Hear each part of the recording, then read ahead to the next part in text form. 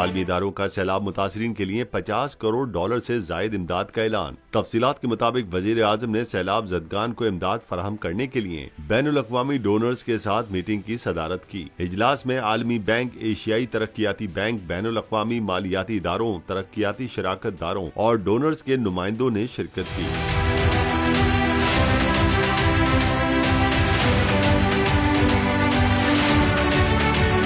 इजलास में चीन, अमरीका और यूरोपीय यूनियन के हुक्काम, अक़वाम मुत्तहिदा, आलमी इदारा सेहत के इदारों ने भी शिरकत की। वज़ीर आज़म ने आलमी शराकतदारों को मुल्क में बिलखुसूस सिंध और बलूचिस्तान में सैलाब से होने वाली तबाही के बारे में आगाह किया।